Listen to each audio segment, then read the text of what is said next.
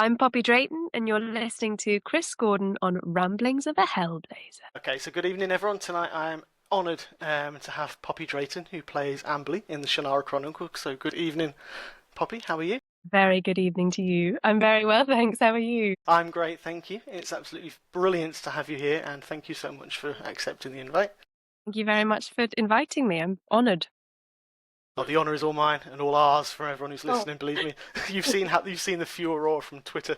A little bit mad, isn't it? It was, yes. I was in work yesterday morning, and suddenly everyone was giving me evils in work because I should be working, and I was busy looking at my Twitter, going, "Oh my god, it's exploded!" Oh, well, thank you.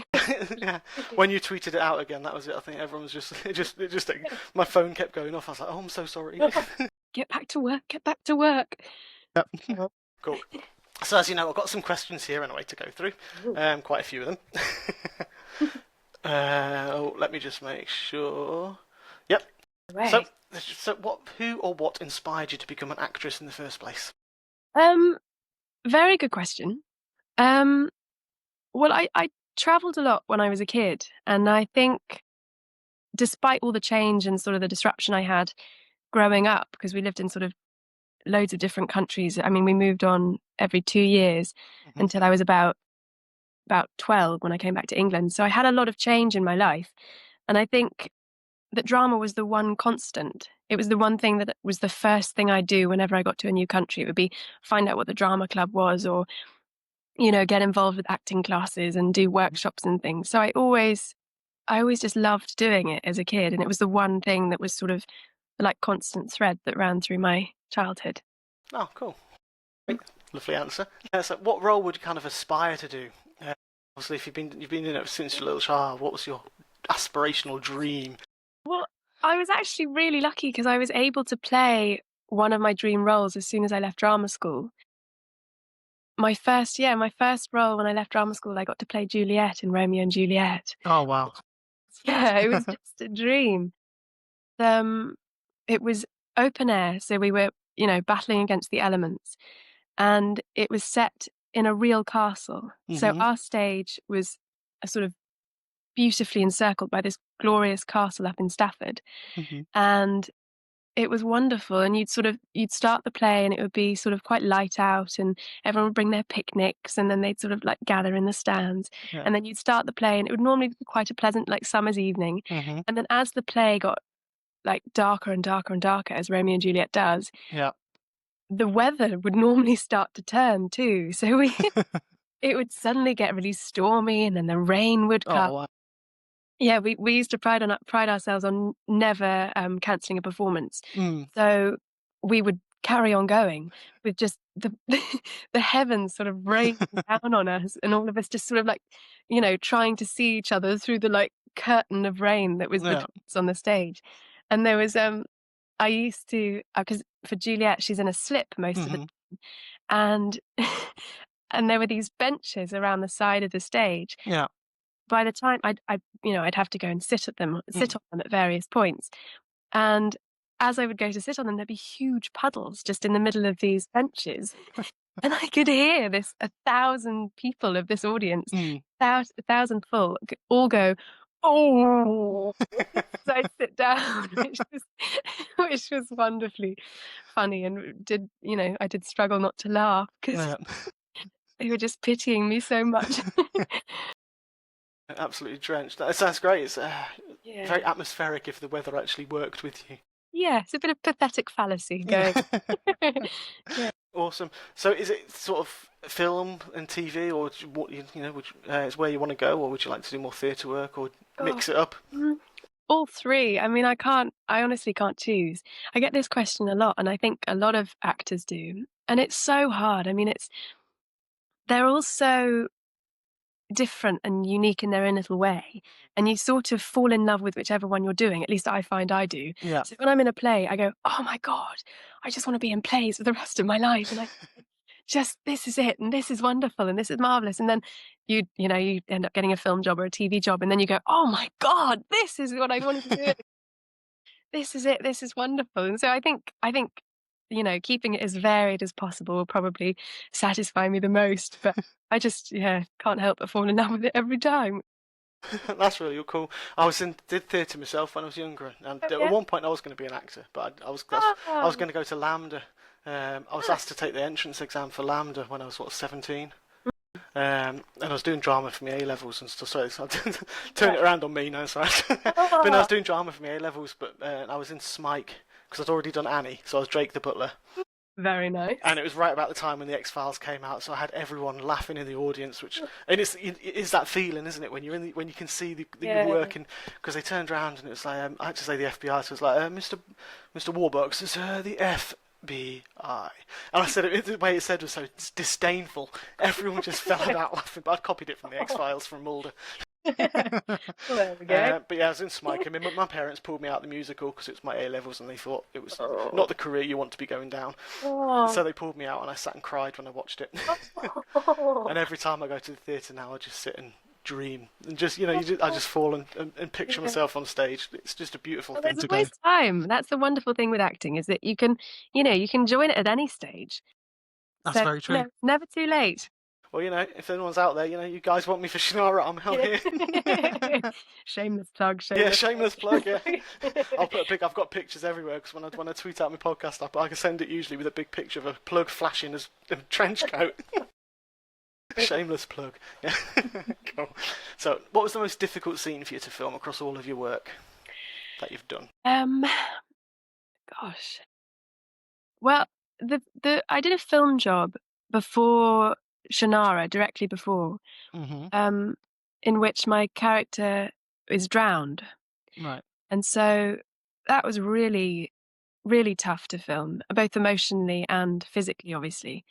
Um, because I'd sort of, and actually we ended up reshooting it because there wasn't enough water. So I got drowned twice, which was rather Charming. unfortunate. Yeah. Yes, you sort of don't hope that'll happen. You're sort of so relieved that you've survived it. Well, obviously Yeah. not your character hasn't survived it, but you've sort of got through it. And then to go through all that again was quite tough. But it was kind of, I mean, as difficult as it was to film, it was actually pretty exhilarating. And it was such a, I often find that the hardest days on set are the most rewarding in a way Right. because you are forced to put so much into it and you give so much of yourself, and it's when you hit that sort of real rock bottom Mm-hmm. that then you walk away going, okay, that was, I can be a little bit proud of that, or I can, you know sleep easy tonight because that's Yeah. because I really gave it everything. So I think that was, probably the hardest. All right, excellent. Now I know plethora of fandoms who is at Mm. B for Break Feast, which is some cracking names out there. The twist on that question was slightly, what was the hardest scene in Shannara for you to film? Oh my gosh, what is the film in Shannara? I mean, a lot of them were quite tricky because we a lot of us did get the giggles quite a lot. Right. So, I mean, the hardest in terms of giggling there are various, so it's hard to just choose one. There was one day in particular where Austin and I, so Austin plays Will, Yeah. Will in the series. Um, we had to walk up to Cephalo, who's played by James Remar, Mm-hmm. and we had to. I mean, I can't even remember really what the scene was about. It was just a fairly, just a chatty. It wasn't nothing dramatic or particularly. I shouldn't say particularly exciting happens. The whole series is, but it was just a sort of talky scene Yeah. essentially. And I don't know why, but we all suddenly got very giggly. And I can't really remember why or what it was about. And it got to the point where none of us could look each other in the eye. So we were sort of trying to do it, but looking just off, or looking sort of at their nose, at the bridge of their nose, or just off to an ear or something, because if you caught someone's eye, then you were gone and the whole take was ruined. So yeah, probably that was the toughest actually, but for naughty reasons. Yeah, and I can vouch that you are a giggler from speaking to you just recently as well. You're as bad as me. So, so whoever's listening, I do apologise if we start. Yeah, it's probably my fault. I might never stop. Yeah. Okay, cool. Sorry, I'll rephrase that. Poppy, Drayton, France, and Kathy, who is the Elcris tree, have asked, what was your favourite scene to shoot? this season? Um, one of my favorites is actually not out yet, so I'm Right. having to be very careful and not give things away. So I'm trying to think of something that's already been. I mean, I loved doing the waterfall scene actually. Um, it was again one of those days where you sort of go, "Whoa!" I sort of, well, literally in that sense, exposed everything that day.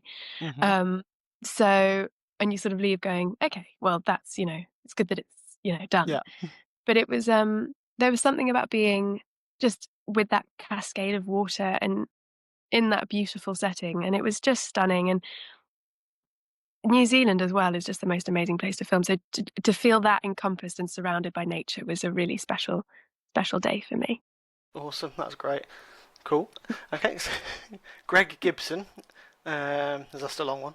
So what was the one thing Terry Brooks really pushed back on when he was asked to change or alter for the purposes of making it TV ready? Um, that's interesting. I mean, I well, none of us actors are really too heavily involved in the Hmm. adapting process. We sort of just rock up when it's all Yeah. when the job needs to get underway. Hmm.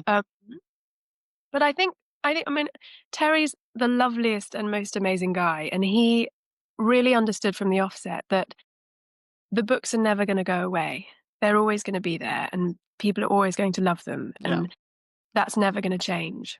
Hmm. And he was so great at understanding that, this is a completely different medium. Yeah. And you can't, I mean, you can compare the two, but you're almost a little bit foolish to do so because it requires different things.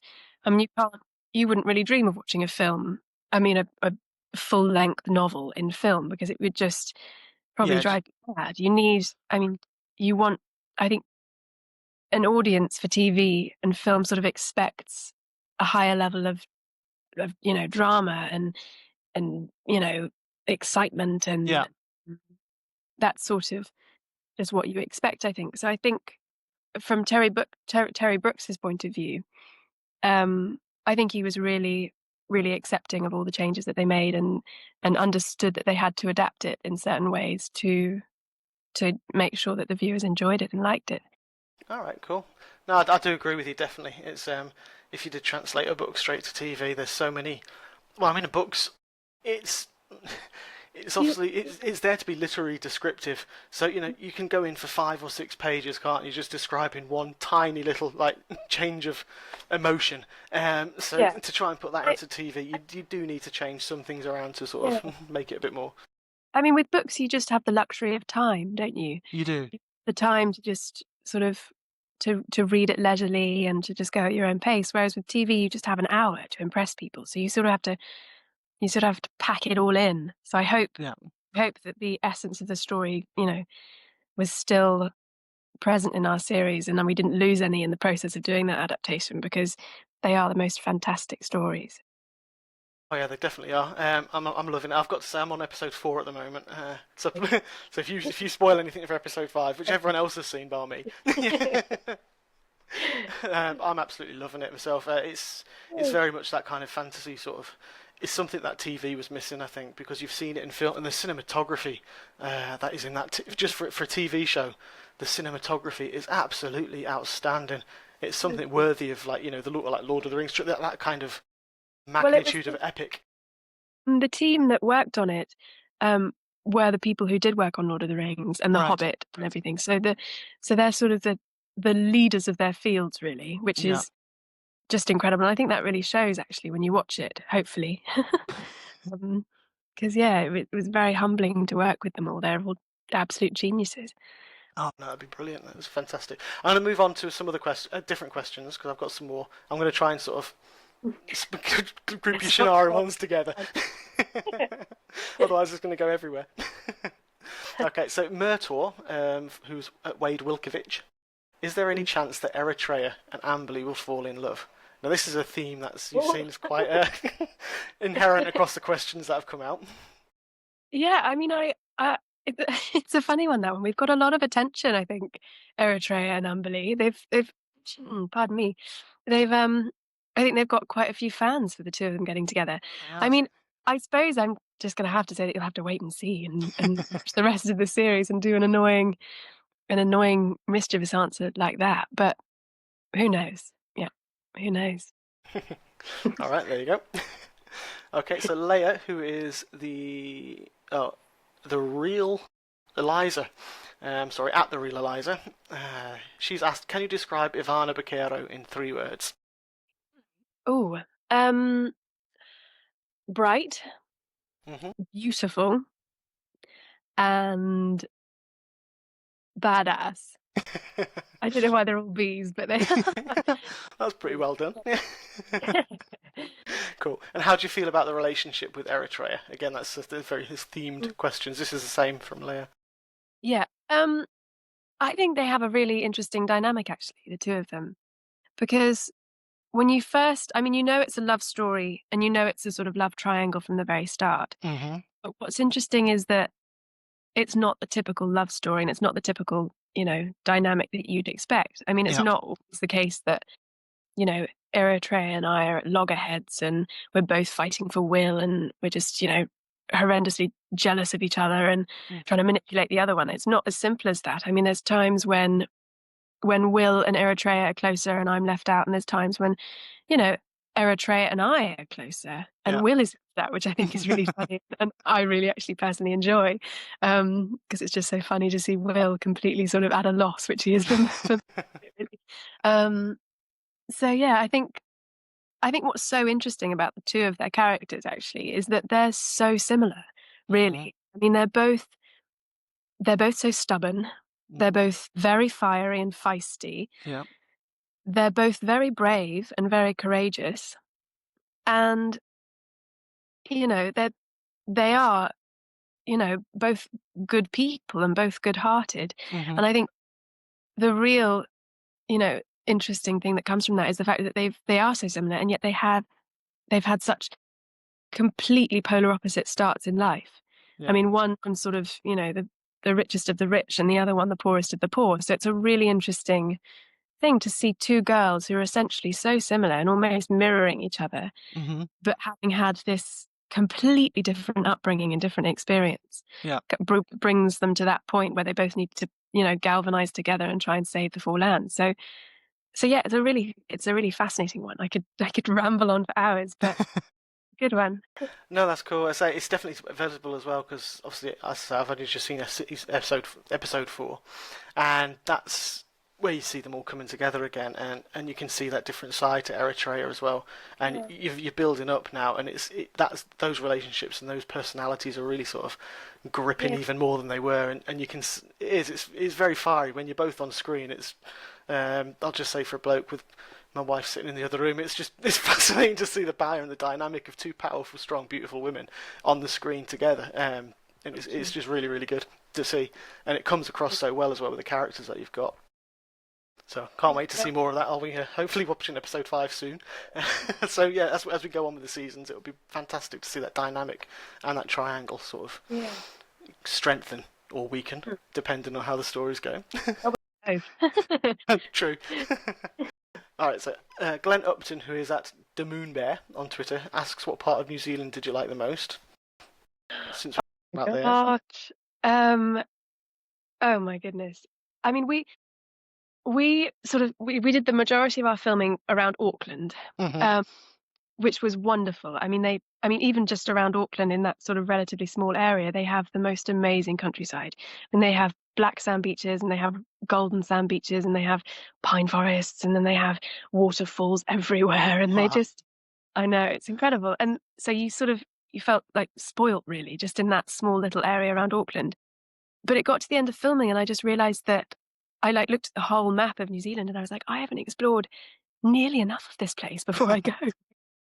It felt so wrong leaving and not having explored. So at the end of my filming, I went down to the South Island and had a little bit of an explore around Queenstown, which was just stunning, and ended up going on a skydive, which was Wow. really cool. And just sort of, yeah, pottering around and just sort of seeing a bit more of New Zealand. And I actually went back recently again. I just can't get enough, really, to explore it some more. And I did a trip from the bottom of the South Island to the top of the North Island, Hmm. which took about 9 days, and it was just an absolute dream. It was lovely. Oh, lovely. So Yeah. So I don't know if I could choose one place. I think it's just an absolutely magical country, and if you can get there, do. Awesome. I'm trying to get there for this year actually. Still sort of we're kind of thinking about going. I just love to go there. You see it all down there, and you're right. It just looks Yeah. outstanding. I mean, you do sort of feel like you're walking on a film set the whole time. This is Mm. obviously when I wasn't Yeah. walking on a film set. Irony. Yeah. But it does just look like green screen. It just looks too beautiful to be real. Yeah. It's quite extraordinary. Awesome. Mm. Excellent. So, Nicola Anka who is at Stius, is which of the Amberley costumes would you like to use in real life? Oh my gosh, all of them. All of them. Oh, I mean, she has some glorious dresses. Mm. She has some really stunning dresses. I mean, one of the really beautiful ones was it almost looked like liquid mercury. It was sort of Hmm. it was like silver, and it just felt incredible on. It just moved with your body so beautifully. And then there was obviously the red one, which was wonderful, but you did sort of feel like you couldn't. I mean, it was very difficult to sort of walk around or sit down. I mean, it was Yeah. very sort of logistically quite tricky, Hmm. um, because there's not much of it there. And then there's obviously her signature outfit, which is all the leather and Yeah. the cuffs, and I mean that's what I really loved. I loved all the cuffs and the rings and the wonderful ear cuffs that she has on her Oh. ears. A pair of those, yeah, they're brilliant. But the cuff especially I loved, which was the one on my left arm. Hmm. It's the one that's sort of a griffin claw, and it sort of has all these chains coming off it, Right. and that I just thought was the coolest thing ever. And actually, weirdly, in my first costume fitting for Amberley, Hmm. I stood there and we'd got up, and I was in the full outfit and stuff, but they didn't have the cuff ready. And Right. I happened to be wearing one that I normally wear, which is just my personal one. Hmm. They were like, "Oh, we'll keep it on for the photo." And I was like, "Oh my God." I just felt so proud that I'd contributed something like the smallest amount to my character, even though, I mean, not to my character, obviously. I like to think I contributed quite a lot to the actual character, the costume. I was Yeah. I was just chuffed to bits that something of mine was in the costume photo for the That's initial costume fitting. no, that's pretty cool. Yeah. Yeah, so you got there are some stunning costumes within the show. Did you get to Yeah. keep? Did you keep any? Were you allowed to take any No, home? think not, no. I mean, would that I could. I mean, I'd probably still be in the leather now if I was able, like, if I could do with it, they'd given it to me, but no, unfortunately not. Hmm. No. I really apologise to everyone who's I'm trying to pronounce your names on Twitter for you. Besides Amberley, who is your favourite character in Shannara Chronicles? Oh my gosh. Um, well, I mean, I was quite partial to Manx, the dog, but I suppose I can't say that. Um, oh gosh, that's really hard. I don't know if I could choose one. I mean, they all have such wonderful, wonderful qualities, and they're all Hmm. such amazing characters in their own way. I mean, the King Eventide has to have a pretty special place in my heart, Yeah. played by the wonderful John Rhys Davies. So yeah, it might have to be the king. Long live the king. I love the irony with him as well. Obviously known so well in recent years for being was it an elf hating dwarf, and now he's the king of the elves. Yeah, exactly. How far he's come. Oh yeah.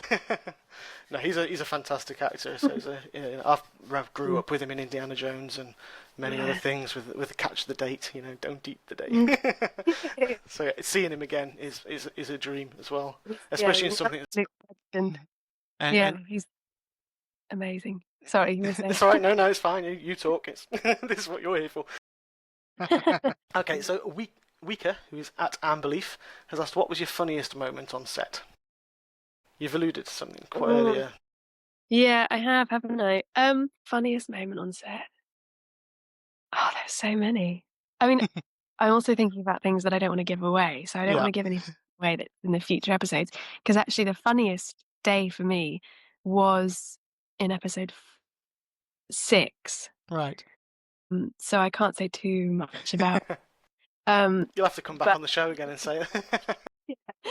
needless to say, we got really giggly Mm-hmm. because of extreme weather conditions. Right. So, and I think it'll become clear when they watch episode 6 what that means. I'll let you wait and see on that one. Okay, everyone, we'll wait till next week, and then we can all sit and try and pick out the spot where you corpsed. I hope not. Gosh. No, hope not. Yeah, obviously, your acting's that good that you wouldn't see that, but obviously we'll pretend. Okay, so can you describe your character Amberley in 3 words? That comes from Chloe at Lovato PD. Vulnerable, courageous, Mm-hmm. and compassionate. Those are my 3. Mm-hmm. 2 C's there and 1 V. I was going to say you're moving on from this V to the C. Bit of a theme going on. Yeah. All right, awesome. So, Shay Fernandez, are you aware of how many people ship you with Eritrea, and why do you think you have such chemistry with Advana? Again, it's another question, very much the same theme. I don't know why. I don't know. I mean, I'm really pleased that people are. I mean, I'm chuffed. I mean, it's lovely. But yeah, I don't know. I don't know why. I don't know why Eritrea and I have. I mean, Ivana and I have such good chemistry. We really get on as people, which is nice. So I think that probably helps. Having said that, I think I got on with everyone. So it's hard to say. This is an interesting fun fact. Have nearly the same birthday. We're 2 days apart, and a few years. We're not the same age, but our birthdays are 2 days apart, which is quite cool.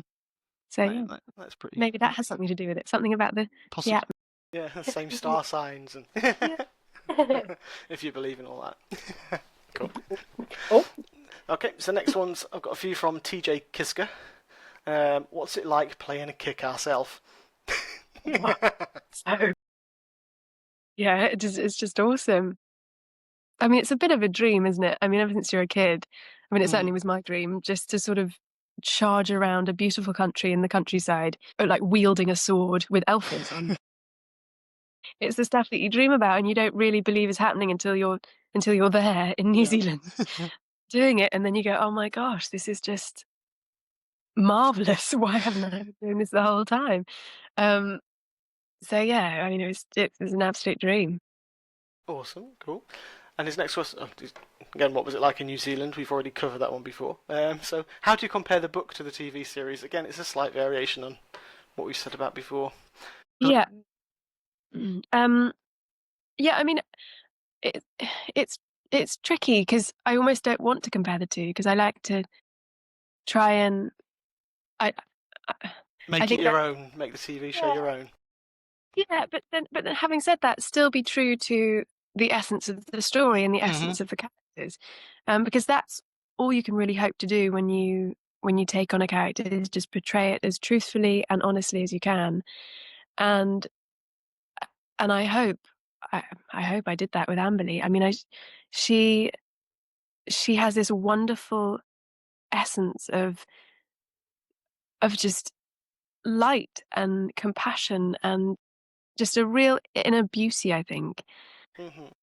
And I think that's why all the other characters sort of are gunning for her, and why, she has this wonderful support team around her to try and help her on her quest, which ultimately falls on her shoulders and her shoulders alone, I suppose.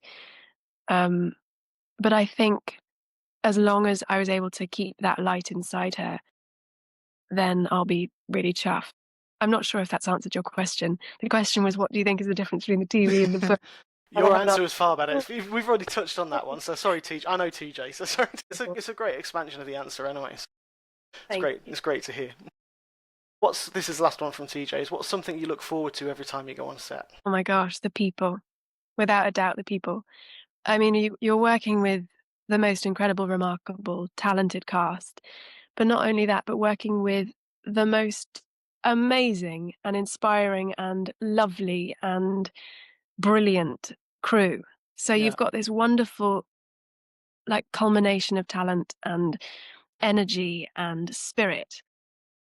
And that I just, it makes me smile just to think about it, because I would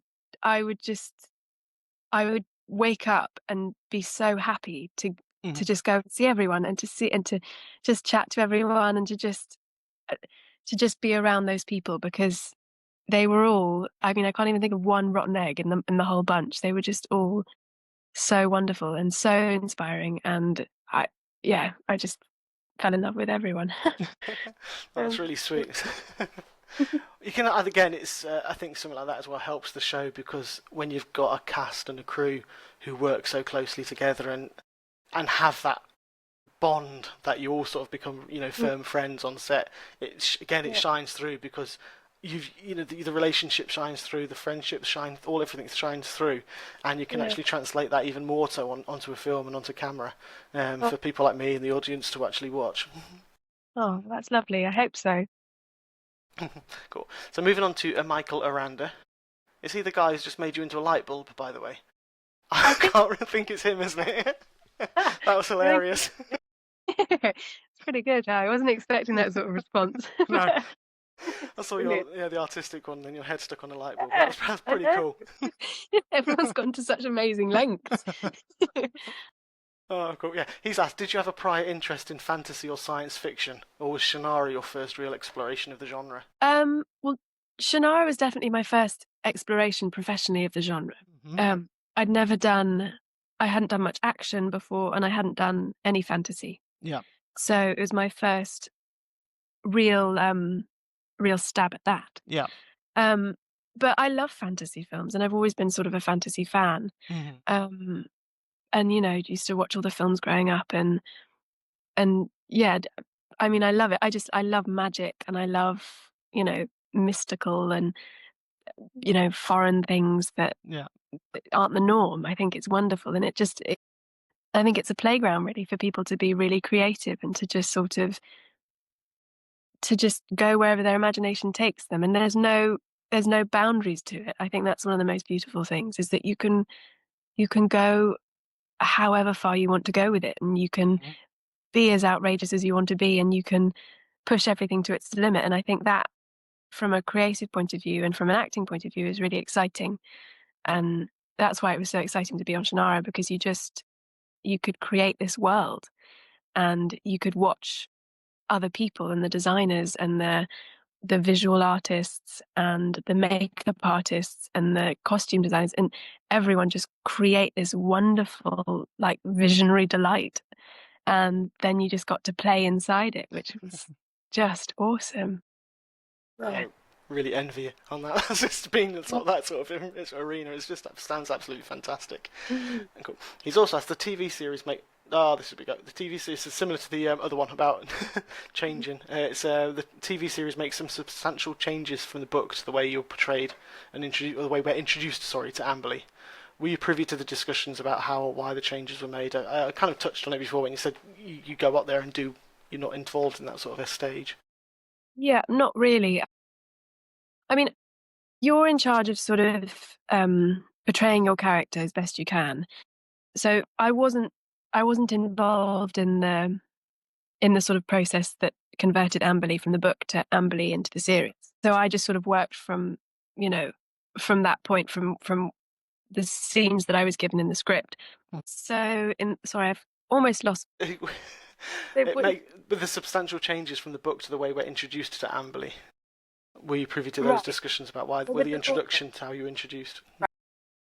Um, well, yeah, because the gauntlet wasn't actually in the books at all. Hmm. And I think one of the reasons why Alan Miles, who were the producers, was so keen, and all the rest of the leading team on that side, Yeah. why they were so keen to present her as such a strong character is because you know you need to really establish that from the beginning, Hmm. and and invest in a character that you are inspired by. And I know certainly reading it, as soon as I read those first few pages, I went, "Oh my God, this girl! Yeah. She's incredible. She's fighting against all these sort of social prejudices and social conventions, and she's really, you know, trying her hardest to break free from those." And so I mean, I definitely connected it with her from that moment on, really. Um, and also, I mean, which I don't think we have enough of in this industry at the moment is really strong female roles, Yeah. and I think that was one of the really wonderful parts of the job was the fact that I got to portray someone who is a really strong, powerful, brave, courageous young girl. And that's not to say that she's always strong and she's always brave and she's always courageous, because Mhm. obviously there are times where she, has a complete lack of self-confidence and doesn't think she can do it Yep. and falls to pieces, as everyone does. And it's okay to also be like that. And I know we've made such a point of saying how strong and how, brave and how great all the female roles are. And they are, and they're, it's fantastic that they are, but that's not to Mhm. say that it's not okay. I mean, it's not okay to not be okay, if that makes sense. Yep. It's everyone's like a cocktail of emotions, and I think you have to value and honor each one. But yes, I mean, I loved playing such an empowering role, and she is, and she goes through this wonderful journey where it's up and down, and it's exhausting emotionally and definitely physically for her. Mhm. And I suppose the real test will be just at the end, if she's able to save the four lands or not.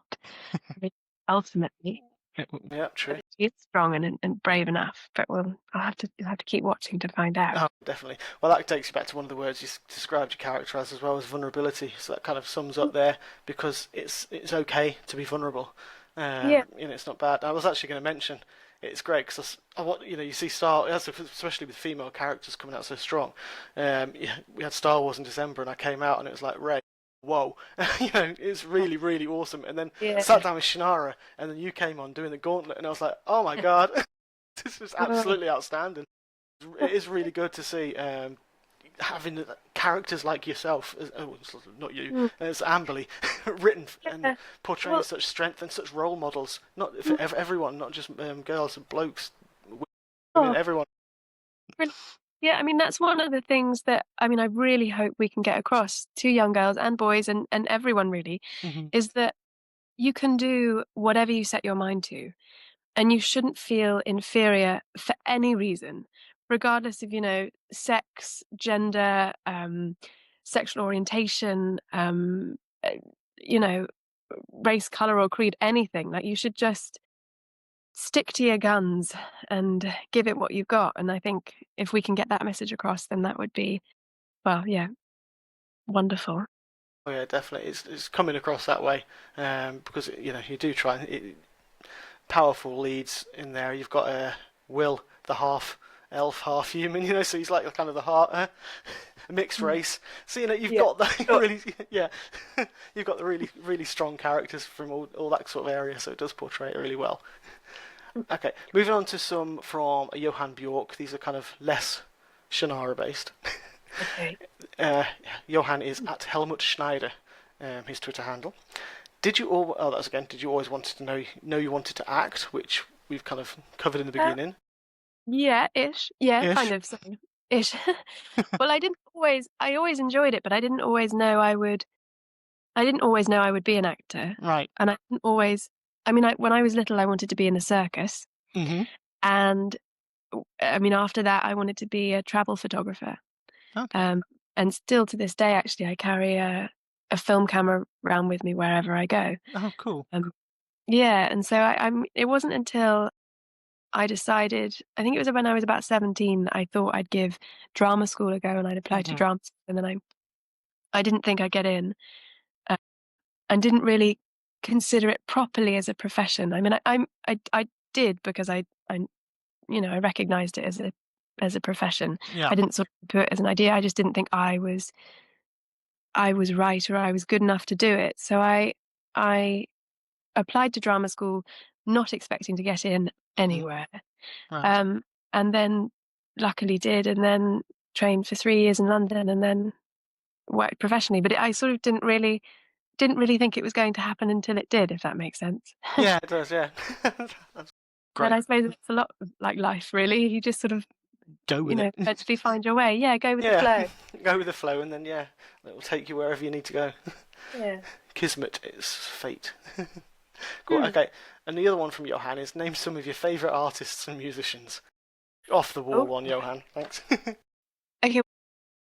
At the moment, I'm sort of one of these people who I'll listen to a song over and over and over and over and over Hmm. and over and over, and I'll become completely obsessed with it. Yeah. And so at the moment, the song that's currently being just like pulverized in my head is a, a song by Luke Levinson, and it's Hmm. called Smoke, Right.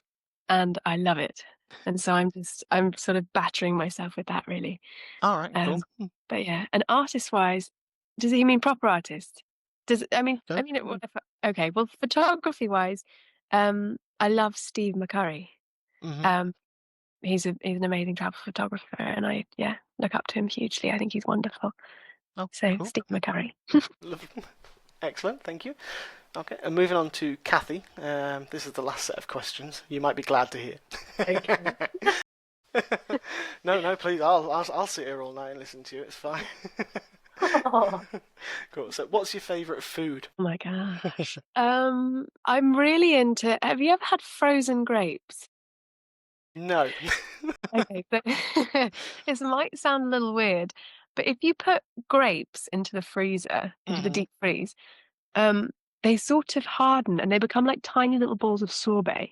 And they Right. are so yummy and they're really nice in the summertime. If anyone's out there, I don't know, well, I suppose it's people down in New Zealand actually who have their summertime now. But if Hmm. it's summertime, it's great because you can just chuck them in the freezer and then they're perfect. And you can chuck them in a glass of wine or anything. They're just brilliant. So maybe frozen grapes.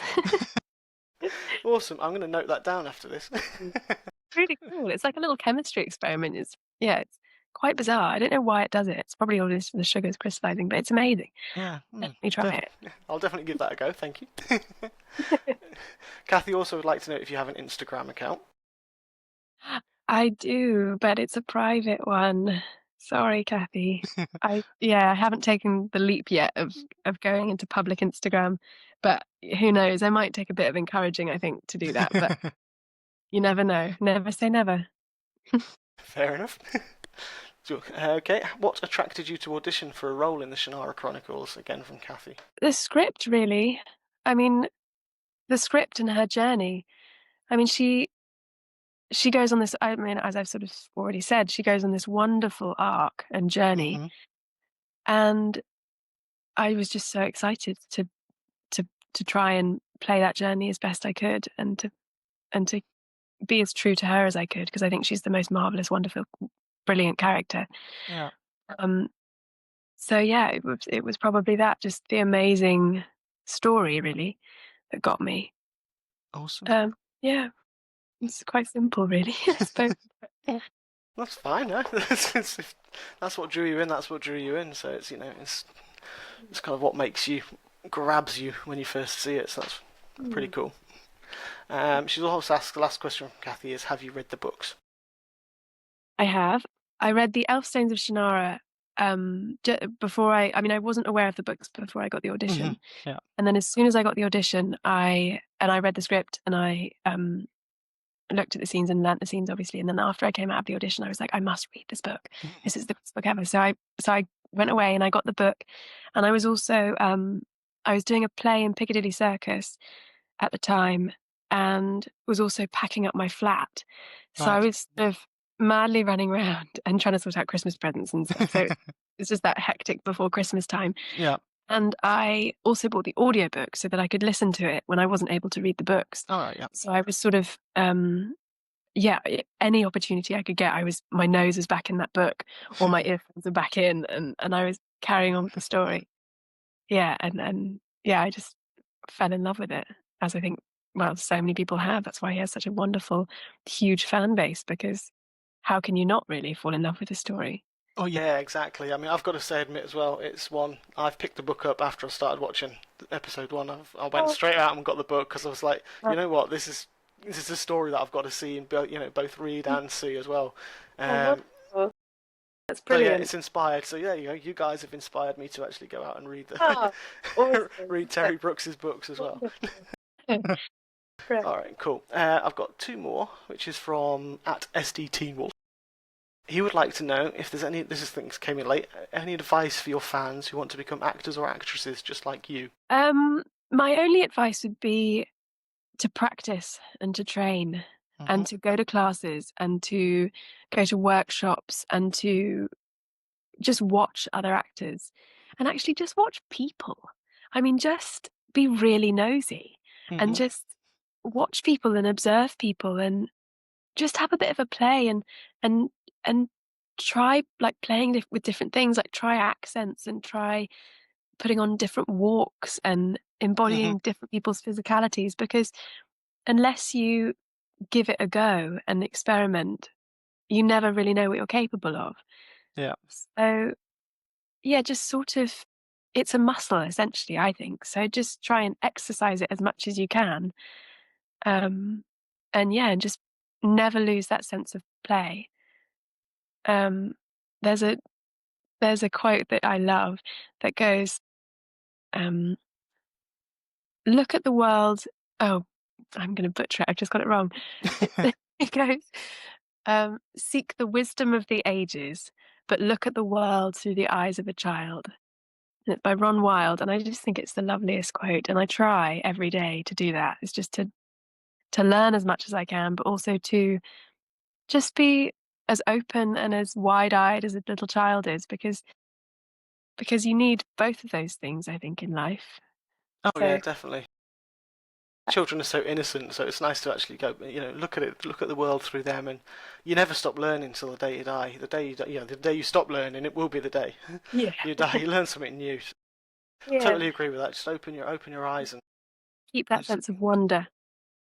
yeah, definitely. About obviously experiment with accents and stuff. I'm not going to do my impressions.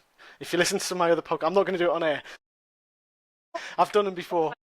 Yoda, Donald Duck, and Oh, oh, my do a little. duck. I can do a So, duck. can you do the duck? Go Okay, on. no, you go. Hang on. I'll put myself on mute for a minute while I get ready. Sorry, everyone. Drum roll. My God, I can't do mine. That's way better than And if I mine. can say hello, poppies. It's That's really about. good. We actually, really bizarrely, we did this on set. I did this with James Remar on set All one day right. at Austin. We were all going around, and for the whole day we were talking like that. We were going like the whole day. We were trying to say things to each other, and I wasn't terribly good at it. And so I would try to say something, and James Remar would be there going, "Is it this? Is it this? Is this what you're trying to say?" And he never got it. I think to this day, he still never got it. Oh, bless. Mm. That's cool. I'll do an awesome Yoda as well, I've been told, but yeah. No, Next time. next time. I'm not doing that. This is your show, not mine. Cool. So, what's one thing? This is the last question from SD Teen Wolf. What's one thing you will never forget about being on Shannara Chronicles? The whole experience. I mean, I can't really separate it out. It feels, it has just turned into this wonderful big bubble of a dream. So it'd be really hard. I mean, the wonderful thing that I have taken from it is just the people and the friends and the connections I made. Because not only do I get to see the cast the whole time at various events, and I'm still, really close with all them, but also so many of the crew. And what was one of the really lovely things about going back when I last went out there Yeah. was that I did get to catch up with all the people that I hung out with every day and Cool.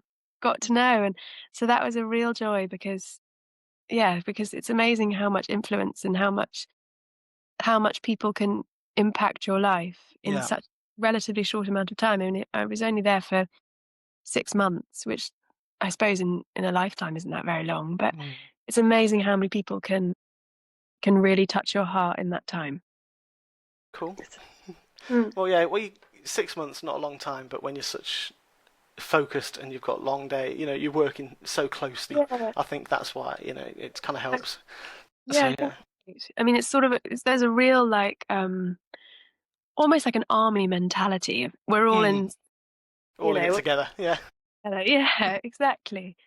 So, it's a wonderful, wonderful thing. Awesome. Thank you. Well, that kind of brings me to the end now, Poppy. I've got no more questions for you. Mm. I think I could talk to you. I could carry on talking to you all night, but I'm sure you've got other things to do anyway. So, thank you very much for your time. It has Well, been thank you very much it's been for absolutely. inviting me and having me on here. It's been an absolute joy. Is there anything you'd love to say to all your fans who are listening? Just thank you. Thank you so much for brightening my day every day and you know, being just these wonderful little rays of sunshine that they all are. They're filling my world with positivity, and it's so nice. So thank you. So thank you very much. That's been Poppy Drayton. Thank you very much again, Poppy. Thank you.